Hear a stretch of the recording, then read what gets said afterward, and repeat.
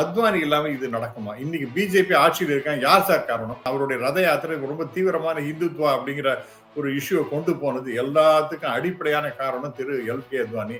அவரை 2014 புறம் தள்ளியது என்பது மிக மிக தவறானது. எல்கே அத்வானி அவர்கள் நான் ஒன்னும் அவங்களை தூண்டி விடலன்னு சொன்னேன். Definitely he was the architect for the demolition of Babri Masjid. முழுக்க முழுக்க பியூட்டிஃபுல்லி பிளான்ட் அண்ட் எக்ஸிக்யூட்டட். அதுக்கு யார் காரணகர்த்தான்னு பாத்தீங்கன்னா திரு எல்கே அத்வானி. இந்த ராமர் சீதா சிலைகள்லாம் எடுத்து அப்புறம் ஜாகிரதையா வச்சுட்டு அதை உடச்சி எறிஞ்சுட்டு அப்ப இதுல இருந்து எனக்கு என்ன தெரியுதுன்னு definitely it was very very pre planned one. வைபவத்துக்கு வாங்கன்னு கூப்பிடுறேன்னு நீங்க சொல்றீங்களே, அடிக்கல் நாட்டுதல், அதுவும் ஷிலன்யா பூஜா, அதுக்கு இவரை கூப்பிட்டாங்களா?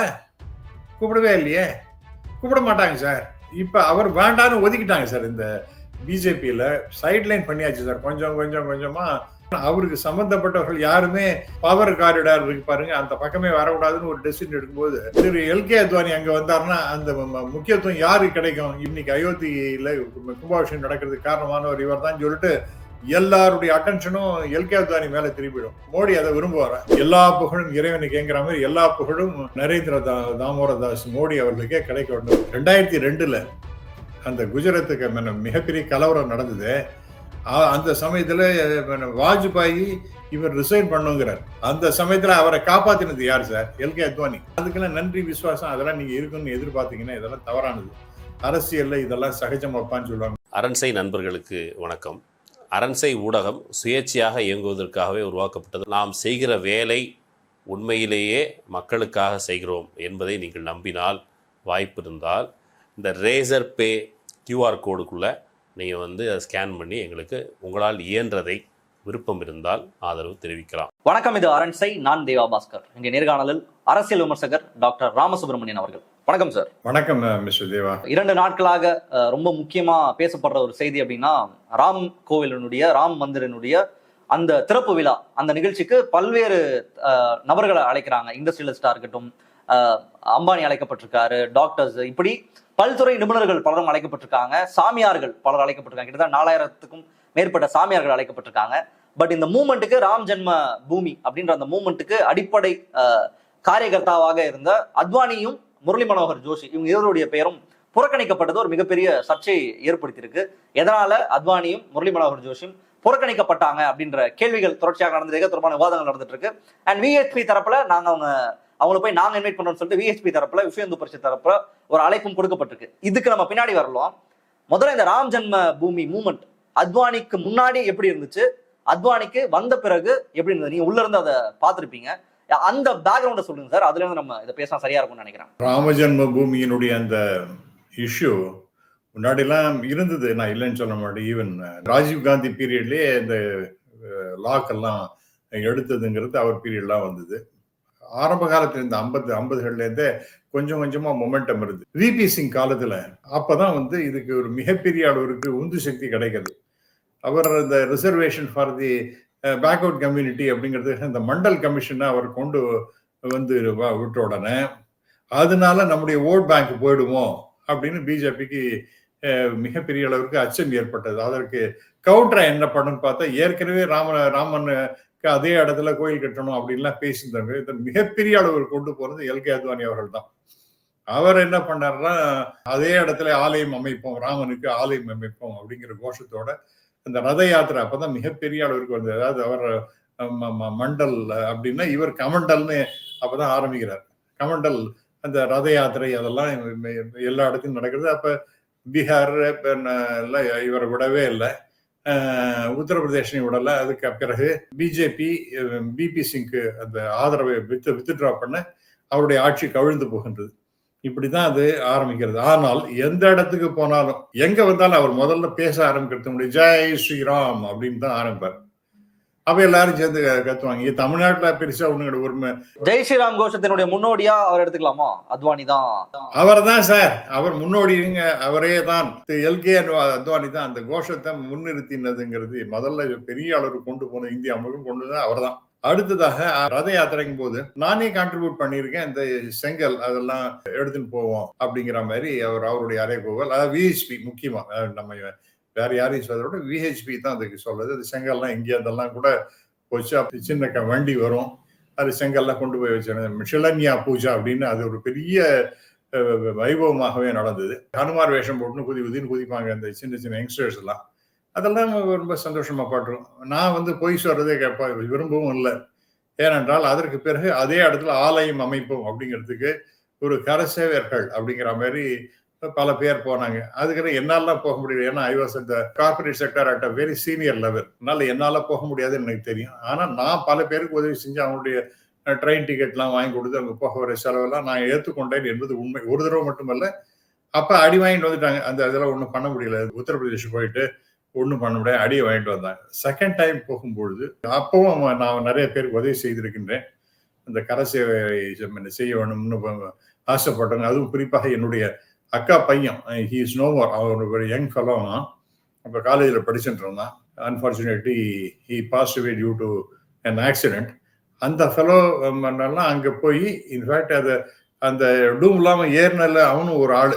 அங்கெல்லாம் ஒரு பெரிய ஃபியரி ஸ்பீச் எல்லாம் கொடுத்தது திரு எல்கே அத்வானி. அவன் தான் அதெல்லாம் சொல்றேன். ஏன் நானா கற்பனை பண்ணி சொல்றது இல்லை. அந்த ஃபியரி ஸ்பீச் கொடுத்ததுங்கிறது என்னுடைய அக்கா பையன் சொல்லுவான். அதே இடத்தில் ஆலயம் அமைப்போம் அப்படின்னு அவர் பேசினது ரிதம்பராவா அவங்க தான். காசி மதுரா பாக்கிக அயோத்தி கோயிலை இந்த இடத்த ஆலயம் அமைப்போம். இன்னும் அமைக்க வேண்டிய 2 இடம். அந்த எனக்கு கரெக்டா அந்த ஸ்லோகன் மறந்து போச்சு. காசி மதுரா பாக்கி ஹே அப்படின்னு அவர் சொல்லுவாங்க. அது ஒரு பெரிய கோஷமாக இருந்தது. அதெல்லாம் உந்தப்பட்டு விடுன்னு ஏதோ போனாங்க. ஒரு 2 மணி நேரம் 3 மணி நேரத்துல அதை எல்லாத்தையும் உடச்சி எறிஞ்சிட்டாங்க. கையால கட்டையால என்னென்னலாம் பண்ணாங்களோ தெரியாது. எல்லாம் விழுந்துருதுன்னு வச்சுங்களேன். அதற்கு முன்னாடி என்ன பண்ணிட்டாங்கன்னா, அந்த இடத்துல இருந்து எடுத்து அந்த ராமர் சீதா சிலைகள்லாம் எடுத்து அப்புறம் ஜாகிரதையா வச்சுட்டு அதை உடச்சி எறிஞ்சுட்டு, அப்ப இதுல இருந்து எனக்கு என்ன தெரியுதுன்னு, definitely it was a very very pre planned one. அதுல ஒண்ணு சந்தேகம் என்ன, திடீர்னு அவங்களுக்கு அப்படியே எங்க கையை மீறி போயிட்டாங்க, அந்த இடத்துல வந்து திடீர்னு ப்ரோவோக் ஆயிட்டாங்கன்றதெல்லாம் ஏற்றுக்கொள்ள முடியாது. எப்படி சார் அந்த சிலையெல்லாம் வெளியில எப்படி எடுத்துன்னு வந்தாங்க சார்? எடுத்துன்னு வந்துட்டு அதை உடைச்சுட்டு அதுக்கப்புறம் ஒரு டெம்பரரியா அங்க ஒரு விஷயம் என்ன, ஒரு ஷெட்டையும் ஏற்படுத்திட்டாங்க. அங்க சாமி பூஜை அந்த ராமரை வச்சு ராம்லாலாவை வச்சு அங்க பூஜை எல்லாம் ஆரம்பிச்சாங்க. எப்படி ஹவ் இஸ் இட் பாசிபிள்? இன்னும் திடீர்னு இன்னும் மந்திரத்தால மாங்காய் விடுற மாதிரி it was are very well plan. அதெல்லாம் என்ன திரு எல்கே அத்வானி அவர்கள் வந்து நான் ஒன்னும் அவங்களை தூண்டி விடலன்னு எல்லாம் சொன்னேன். Definitely he was the architect for the demolition of Babri Masjid. அதில் ஒன்றும் சந்தேகமே இல்லை. அங்க இருக்கிற பெருங்கூட்டத்தை இவரும் அந்த ரித்தம்பர் சாந்த்வி ரித்தம்பர் அந்த அம்மா எல்லாம் பேசினதெல்லாம் உண்மை. அதெல்லாம் there is no doubt at all. அதெல்லாம் நடந்தது. அதில் நான் வந்து என்னுடைய பார்ட் என்னன்னா, நான் போக முடியல, என்னுடைய ஃப்ரெண்ட்ஸ் அவங்க எல்லாம் போனாங்க. உறவினர்கள் சில பேர் அனுப்புறதுக்கு நான் உதவி செஞ்சேங்கிறது அது வேற விஷயம். ஆனால் இது முழுக்க இது வந்து பியூட்டிஃபுல்லி பிளான்ட் அண்ட் எக்ஸிக்யூட்டட். அதுக்கு யார் காரணகர்த்தான்னு பாத்தீங்கன்னா திரு எல்கே அத்வானி. இப்ப இன்னொன்னு பாருங்க, அதே சமயத்துல திரு வாஜ்பாய் அவர்கள் டெல்லியில உட்காந்துருக்காரு. அவர் என்ன சொன்ன, இட்ஸ் அ பிளாக் டே அப்படிங்கிறார். ஸோ இவரும் அவரும் ஒரே கட்சி. ஆனா எவ்வளவு, அதாவது இவர் வந்து அந்த இடத்துலயே ஆலயம் அமைப்புங்கிறது அது உடைஞ்ச பிறகு ஏதோ அன்பார்ச்சுனேட் அப்படிங்கிறது இவர் டாக்டர் முரளி மனோகர் ஜோஷி இவங்க எல்லாம் பண்ணினது அதெல்லாம் ஏதோ அதுவா விழுந்தா மாதிரி ஏதோ இவங்க பேசினது. பட் அவர் சொல்றது இட்ஸ் அ பிளாக் டேங்கிறது. இவங்க ஒருத்தர் பேசுறதை பார்த்தா யாரு இவங்களும் அவங்களும் ரொம்ப ஒரு பெரிய சண்டையே வந்துருது போல இருக்குன்னு நினைச்சோம். இதெல்லாம் ஒரு plan sir. It was a beautiful strategy. Advani வந்து அங்க அதே இடத்துல ஆலயம் போன்னு ரொம்ப சீரியஸா பேசுறது, அதுக்கு என்னென்னலாம் பிளான்லாம் முன்னாடி அதுக்கு முத நாளே ஏதோ உட்காந்து பேசினது தான் என்னுடைய அக்கா பையன் சொல்லுவான். போயிட்டான் இவன் இப்ப உயிரோட இல்லை. அன்னைக்கு முத நாள் சாயந்தரமே உட்காந்து சில ஸ்ட்ராட்டஜிஸ் எல்லாம் வகுத்தாங்க அப்படிங்க. அந்த பையன் திருட்டு பையன் அவன் செத்து போயிட்டான், அவனுக்கு சொல்லக்கூடாது. அதெல்லாம் என்கிட்ட அவன் சொல்லவே இல்லை. ஏன்னா அவன் ரொம்ப தீவிரமா இருந்த ஃபலம். அவன் என்னோட என்ன சொன்னான்னா, எஸ் அதெல்லாம் ஏதோ சம் ஈவினிங்ல உட்காந்து டிஸ்கஷன்லாம் நடந்தது அப்படின்னு. அப்ப அதுதான் ஏதோ ஒரு ரொம்ப குறிப்பிட்ட ஒரு சில பேரை வச்சுட்டு எப்படி இதை கொண்டு போறதுங்கிற மாதிரி அதை பிளான் பண்ணிருப்பாங்கன்னு நினைக்கிறேன். இவருடைய முகம் வந்து ரொம்ப அக்ரஸிவான ஒரு ஹிந்துத்துவ முகம். அவர் வந்து சாஃப்ட் ஹிந்துத்துவா. நம்ம வாஜ்பாய் இப்ப ரெண்டுத்தையும் பாருங்களேன். அவர் வந்து சாதுவா இருக்க மாதிரி, இவர் வந்து ஒரு க்ஷத்ரியன் மாதிரி இவர் வேணுங்கிறது. அவர் வந்து ஒரு பிராமிகல் ஃபேஸ், அதெல்லாம் கூடாது, சாத்விகா இருக்கணும்னு சொல்லிட்டு வாஜ்பாயோட ஃபேஸ் இப்படி எல்லாம் இருந்தது. இந்துத்துவ அரசியலே அடுத்த பாய்ச்சலுக்கு கொண்டு போனது அப்படின்னா பாபரி மஸ்ஜித் இடிப்பு. அதை தொடர்ந்து ஒரு மிகப்பெரிய பாய்ச்சலை இந்துத்துவ அரசியல ஏற்படுத்தினதுன்னு சொல்லலாம். அந்த பிரச்சனைக்கு அதை அடிப்படையாக அதை முன்னிறுத்தினவர், அந்த அஜெண்டாவோட செயல்பட்டவர், சோம்நாத்ல இருந்து யாத்திரை போனவர், ரத யாத்திரையை மேற்கொண்டவர் அத்வானி.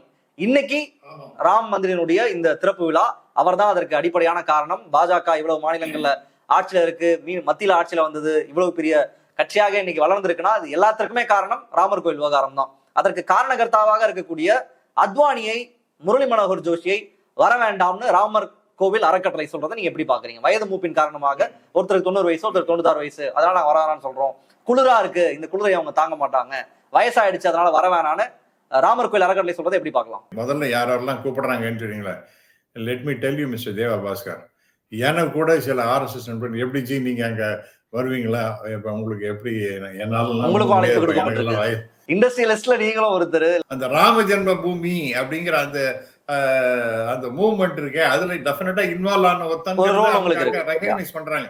அதனால நீங்க வரீங்களா ஜினா, என்னாலாம் வர முடியாதுப்பா, எனக்கு எல்லாம் இன்னும் வரட்டாது, எப்ப இறைவன் எப்ப கூப்பிடுவானா நான் வந்துக்கிறேன், எனக்கு உடம்பெல்லாம் தாடாது, எனக்கு அதுவும் எஸ்பெஷலி இந்த கும்பல்லாம் என்ன வந்து யாராவது தொட்டுக்கிட்டு பண்ணாங்கனால எனக்கு பிரச்சனை வந்துடும், அதனால என்னால முடியாதுன்னு சொன்னேன். இது எதுக்காக சொன்னேன், யாரெல்லாம் கூப்பிட்டாங்களே அப்படிங்கும் போது என்னையும் கூட ஒரு சில RSS அன்பர்கள் கூப்பிட்டார்கள் அப்படிங்கிறதை பதிவு செய்யறேன். ஆனா நான் வரலன்னு சொல்லிட்டேன், அது வேற விஷயம். இப்ப அடுத்ததுக்கு வருவோம். இவர் தான் காரணம், அதுல ஒன்றும் சந்தேகமே கிடையாது. திரு அத்வானி, டாக்டர் முரளி மனோகர் ஜோஷி போன்றவர்கள் தான் முக்கியமான காரணம். கல்யாண் சிங் அவர் வந்து இப்படி அப்படி நான் உடைக்க விட மாட்டேன் அப்படி இப்படின்னு ஏதோ பொய்யெல்லாம் வந்து பொய்யான அஷூரன்ஸ் சுப்ரீம் கோர்ட்ல கொடுத்துட்டு he allowed that to happen. Probably PV Narasimha Rao also was tacitly supporting this move அப்படிங்கிற மாதிரி தான் நம்ம பின்னாடி எல்லாம் செய்திகள்லாம் வந்தன. இதெல்லாம் எப்படி வேணா இருந்துட்டு போட்டோம். ஆனால் அத்வானி இல்லாம இது நடக்குமா? இன்னைக்கு பிஜேபி ஆட்சியில் இருக்காங்க, யார் சார் காரணம்? யார் காரணம்? அது திரு அத்வானியால தான். அவருடைய ரத யாத்திரை ரொம்ப தீவிரமான இந்துத்துவா அப்படிங்கிற ஒரு இஷ்யூவை கொண்டு போனது எல்லாத்துக்கும் அடிப்படையான காரணம் திரு LK அத்வானி. அவரை 2014 புறம் தள்ளியது என்பது மிக மிக தவறானது. நரேந்திர மோடியை தான் கொண்டு வரணும். LK Advani is not the person to be considered for PM's post அப்படிங்கிறதெல்லாம் ஒரு சரியான முடிவாக நான் அப்பவுமே கருதவே இல்லை. இன்னைக்கு அதுதான் என்னுடைய கருத்து. LK அத்வானி போன்றவர்கள் அவரை கூப்பிட்டதுனால அவரால் போக முடியுமா சார்? டெஃபினட்டா போக முடியும். இப்ப நம்ம வீட்டிலே ரொம்ப வயசானவங்க 90-92 வயசா இருக்கு, அவங்க எல்லாம் இன்விடேஷன் கொடுத்துட்டு நீங்க இங்கே ஆசீர்வாதம் பண்ணுங்க, உங்களாலாம் இங்க வருதுங்கிறது முடியாது, அந்த கல்யாணத்துல ரொம்ப ரொம்ப தூரம் இருக்காது, இங்க லெட்டஸே இப்ப நம்ம டெல்லியில நடக்கிறது அப்படின்னா நானும் வரலப்பா என்னால முடியாது அப்படின்னு தான் அவங்க பெரியவங்களும் சொல்றாங்க. அதை வெளிப்படையாக இங்கே சொல்லியிருக்காங்க. அதே மாதிரி அவங்க நீங்க சரி இங்கே தான் இருந்ததுன்னு இந்த மணமக்களை ஆசீர்வதியுங்கள் அப்படின்னு சொல்ற மாதிரி அங்க இந்த கோயில் இப்ப கும்பாபிஷேகம் நடக்கும் பொழுது இங்க இருந்து கொண்டே நீங்க மனக்கண்ணால தரிசியுங்கள், இங்கிருந்தே அது வாழ்த்துக்களை தெரிவிங்கள் அப்படின்னு சொல்லியிருக்கலாம். அது ஒன்றும் தப்பே கிடையாது நினைக்கிறேன். அது வந்து ஒரு பெரிய இஷ்யூவா நம்ம எடுத்துக்க வேண்டிய அவசியமே கிடையாது. அதனால ஒரு ஃபங்க்ஷனுக்கு இன்வைட் பண்றோம் அப்படின்னா, ஒரு நிகழ்ச்சிக்கு நம்ம இன்வைட் பண்றோம்னா சாய்ஸ் வந்து என்கிட்ட தானே இருக்கணும். ஒரு நிகழ்ச்சிக்கு நீங்க கூப்பிட்டுட்டு நான் வராம இருக்கலாம், இல்ல நான் கருத்தை சொல்லலாம் எனக்கு வயசாயிடுச்சு நான் வராம இருக்கேன்னு. இல்ல நாங்க அதை முடிவு பண்றோம், நாங்க வந்து வயசாயிடுச்சு நாங்க நினைக்கிறோம், அதனால வராதீங்க நாங்க சொல்றோம்னு சொல்றதை என்னவா எடுத்துக்கிறது. அண்ட் கன்சிடரிங் ஒரு வீட்டுல பெரியவங்க இருக்காங்க அப்படின்னா நம்ம போய் காலில் விழுறோம், ஆசீர்வாதம் வாங்குறோம், கல்யாணத்துக்கு அங்க இருந்து நீங்க வந்து எனக்கு ஆசீர்வாதம் பண்றோம் தெரிவிங்கன்னு சொல்றது ஓகே. அது எந்த இடத்துல இருக்கும் அப்படின்னா நம்ம அவங்க கிட்ட அந்யோன்யமா இருக்கும், பாசமா இருக்கும், அந்த பெரியவங்களை மதிக்கிறோன்ற இடத்துல அது சரியா இருக்கு. இங்க எங்க அத்வானி மதிக்கப்பட்டாரு? நீங்களே சொல்றீங்க 2014 இருந்து இப்போ வரைக்கும் Advani மதிக்கப்படலை. He has shown the door. அவரை எந்த இடத்துலயும் யாரும் மதிக்கிறது கிடையாது. வணக்கம் வச்சா கூட பிரதமர் நரேந்திர மோடி மதிக்காம போறாரு. ஏற்கனவே நேரடியாக அவர் இப்படி புறக்கணிச்சிட்டு இருக்கிற சூழல்ல ராமர் கோயில் திறப்பு விழா நடக்குது, அதுலயும் புறக்கணிக்கிற இடத்துல தானே இந்த கேள்வி வருது. எல்லா இடத்துலயும் அத்வானி புறக்கப்பட்டாரு, இந்த இடத்துலயும் புறக்கணிக்கப்படுறாரு அப்படின்ற கேள்வி வருது இல்ல?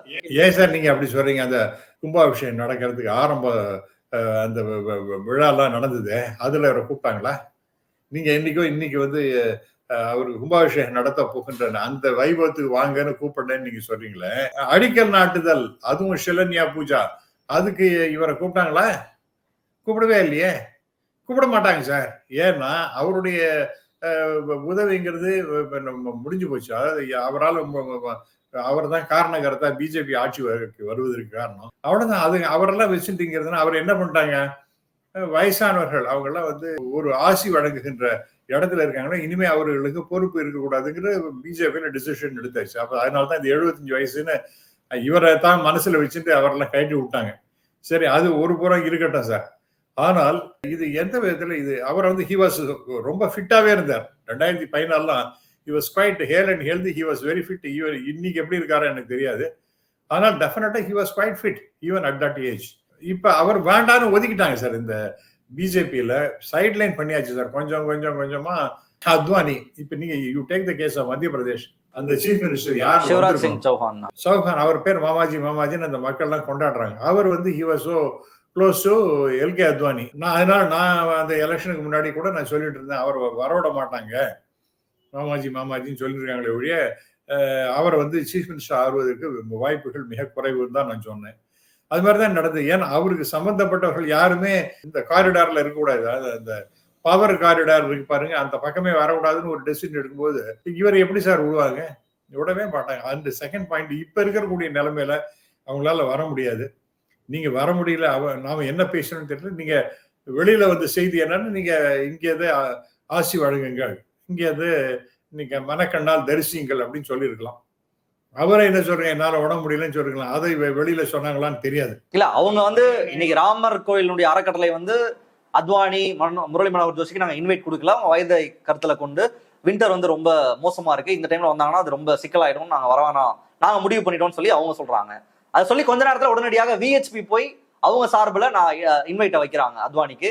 நாங்க கூப்பிடுறோம், அவர் இல்லாம ராம் மந்திர் மூமெண்டே கிடையாது, அதனால நாங்க வந்து அவருக்கு இன்வைட் வைக்கிறோம். அவர் என்ன பண்றாரு, அவங்க டாக்டர் என்ன முடிவு எடுக்கிறாங்கன்றத நம்ம பார்ப்போம், பட் நீங்க வந்தா நல்லா இருக்கும்ன்றதை நாங்க சொல்லியிருக்கோம் அப்படின்னு சொல்றாங்க. அப்போ இந்த கான்ட்ரடிக்ஷன் எதனால? விஹெச்பி தான் சார் நீங்க எடுத்துக்கணும். விஹெச்பி என்ன சொல்றாங்களோ அதுதான் உண்மை. VHP has invited LK Advani and also Murli Manohar Joshi அப்படின்னு உண்மை என்றால் அவங்க வந்து ஆத்மார்த்தமா கூப்பிட்டுருங்க தான் நான் நம்புறேன். அவங்க ஆத்மார்த்தமா கூப்பிடுறதே சரிதான் சார், ஆனா அறக்கட்டளை கூப்பிடல, அதுதான பிரச்சனை. அதான் அந்த அறக்கட்டளை யார், அடுத்த ஸ்டேஜ் அடுத்தான் நான் அதுக்கும் வரேன். யாரு சார் அந்த அறக்கட்டளை?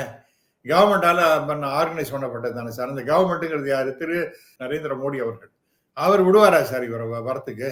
அப்ப நான் தான் அங்க முக்கியத்துவம் யாரு வரும் அந்த ஃபங்க்ஷனுக்கு? கும்பாபிஷேகம் நடக்கிற சமயத்துல இவர் போய் நின்றுட்டு, இது வந்து ஒரு ரொம்ப பெரிய ஒரு பேசு பொருளாக மாறப்போகின்றது. ஏன்னா இதை வச்சு எலெக்ஷன் 2024 ஜெயிக்கிறதுக்கான ஸ்ட்ராட்டஜி பண்ணிட்டு இருக்காங்க.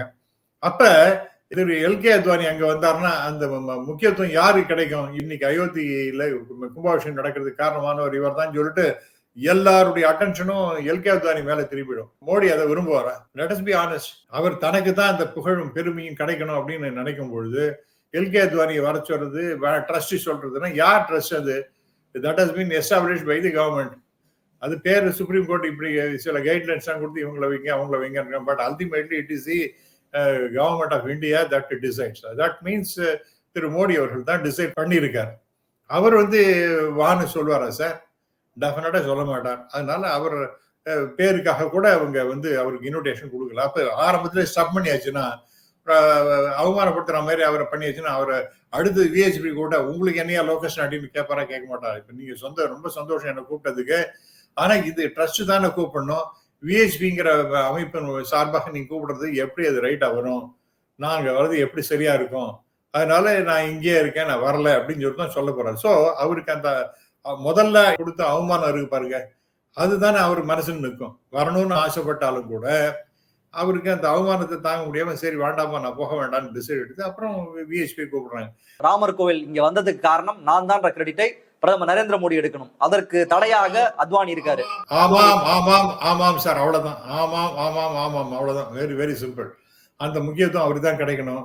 வர எலெக்ஷன்ல நான் அதை பாருங்க, அவர் தான் ராமபிரானை அங்க கொண்டு வந்து ஆராதனை செஞ்சு ஒரு பெரிய கும்பாபிஷேகம் நடத்தி விட்டார் இவர் அப்படிங்கிற பெருமையும் புகழும், எல்லா புகழும் இறைவனுக்குங்கிற மாதிரி எல்லா புகழும் நரேந்திர தாமோதரதாஸ் மோடி அவர்களுக்கே கிடைக்க வேண்டும் பாரத பிரதமர் என்கின்ற முறையில அப்படின்னு அவர் விரும்புகின்றார். அதுதான் நடந்துட்டு இருக்கு. இதுல வந்து ஒரு பெரிய டிபேட் பண்றதுக்கு ஒண்ணுமே கிடையாது. It's a fact. It is a truth, undiluted truth. அவ்வளவுதான் நான் சொல்லுவேன். நீங்க ஒரு புகைப்படம் ஒண்ணு பார்த்திருப்பீங்க.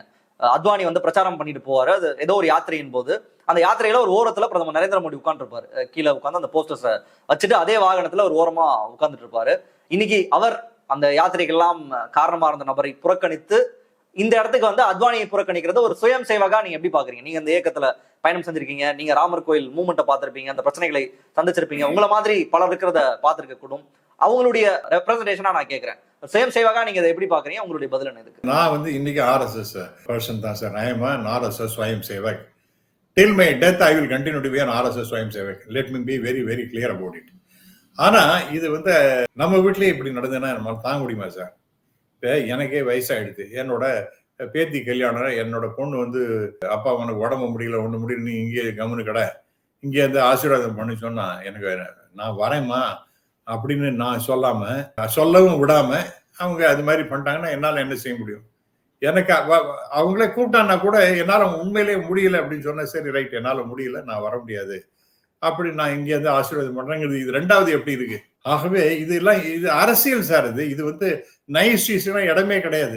அரசியல்ல அப்பாவும் பிள்ளையும் தான் எதிரிகளாக இருப்பார்கள். புள்ள வந்து அப்பாவை ஓரம் கட்டிட்டு அல்லது அவரை ஒழித்து கட்டி விட்டு புள்ள ஆட்சிக்கு வருவான். அது மாதிரி தன்னுடைய சகோதரனையே சொந்த சகோதரனையே கூட ஒழித்து கட்டி விட்டு ஆட்சிக்கு வந்த கதைகள்லாம் நம்ம பார்த்திருக்கணும். அது மாதிரி இனி இருக்கிற நிலைமையில திரு மோடி அவர்கள் செய்கின்றார்கள். இதுதான் சார் அரசியல். இது வந்து ஏதோ இங்க கும்பாபிஷேகத்துக்கு நடக்கக்கூடிய சம்பவமாகவே நாம் எடுத்துக்காம இது அரசியல்னு பார்த்தோம்னா அன்னைக்கு L K Advani was the prime focus. அவர் தான் இதுக்கு prime mover for the whole program. ஆனால் அப்ப வந்து ஓரமா இருந்த திரு மோடி அவர்கள் இன்னைக்கு வந்து பிரைம் மினிஸ்டர் ஆகிட்டார். அப்ப வந்து அந்த நம்மளை வந்து தூக்கி விட்ட அந்த எல்கே அத்வானி நாம முன்னிறுத்த வேண்டும் அப்படின்னு செய்வார். அவர் இன்னொன்னு யோசிச்சு பாருங்க சார். 2002 அந்த குஜராத்துக்கு மிகப்பெரிய கலவரம் நடந்தது. அந்த சமயத்துல வாஜ்பாயி இவர் ரிசைன் பண்ணுங்கிறார். தாமோதர் தாஸ் மோடிய குஜராத்தினுடைய சீஃப் மினிஸ்டர் இருக்கக்கூடாது, அவர் ரிசைன் பண்ணணும். He must own the moral responsibility and resign அப்படின்னு அவர் ஸ்டாண்ட் எடுக்கிறார். அந்த சமயத்துல அவரை காப்பாத்தினது யார் சார்? எல்கே அத்வானி. அதெல்லாம் கூடாது, அது ஒரு அவர் பண்ணினதுங்கிறது ஒரு ஹிந்துத்துவா ஃபேஸா நம்ம எடுத்துக்கணும், அதனால நமக்கு எலக்டோரல் கெயின் ஏராளமா வரும் அப்படின்னு அந்த சமயத்துல அவரை காப்பாத்தினது திரு எல்கே அத்வானி. ஆனா இப்ப எப்படி நடக்கிறது? அவருடைய பயன் முடிஞ்சு போச்சு. எல்கே அத்வானியனுடைய அந்த அவரால் கிட்டிய பலன் என்பது வந்தாச்சு. இனிமே அவரால் ஒன்றும் பிரயோஜனம் இல்லை. அவர் வந்து அவருக்கு முக்கியத்துவம் அளிக்கப்படுமே என்றால் தன்னுடைய முக்கியத்துவம் குறையும். இதெல்லாம் தானே அரசியல். அதனால எப்படி நீங்க திரு மோடி அவர்கள் இவரை வந்து அங்க முன்னிறுத்தி இவருக்கு முக்கியத்துவம் தருவார் என்று எப்படி நீங்க நம்புறீங்க? அதனால இது நடக்கிறது என்பது நியாயமா தான் இருக்கிறது நான் நம்புறேன். இது அரசியல் அப்படிதான் சார் நடக்கும். அரசியல் இதெல்லாம் சகஜமாப்பான்லாம் சொல்லுவாங்க பாருங்க. இந்த விவகாரம் மட்டும் இல்லாம பல இடங்கள்ல தொடர்ச்சியாக நரேந்திர மோடியை தன் கூடவே வச்சுட்டு இல்ல தன்னுடைய சீடனாக பார்த்தது அத்வானின்னு சொல்லுவாங்க சார். நான் தான் உங்களுக்கு சொன்னேன் சார், அவருடைய ஆட்சியை காப்பாற்ற அவரை வந்து ஆட்சியை விட்டு அகற்றப்பட வேண்டும்னு வாஜ்பாய் அவர்கள் டெசிஷன் எடுத்த சமயத்துல அவரை காப்பாத்தினது யார் சார்? எல்கே அத்வானி தானே காப்பாத்தினது. ஆனால் அதுக்கெல்லாம் நன்றி விசுவாசம் அதெல்லாம் நீங்க இருக்குன்னு எதிர்பார்த்தீங்கன்னா இதெல்லாம் தவறானது. அரசியல்ல இதெல்லாம் சகஜமாப்பான்னு சொல்லுவாங்க பாருங்க. அவ்வளவுதான். It is as simple as that. ரொம்ப நன்றி சார். பல முக்கியமான கருத்துக்களை முன் வச்சிருக்கீங்க. மக்கள் பார்த்து என்ன சொல்றாங்க பார்ப்போம். இந்த நிகழ்ச்சி கலந்து உங்களுடைய கருத்துக்களை பண்பேக்கு ரொம்ப நன்றி. நன்றி சார். தேங்க்யூ.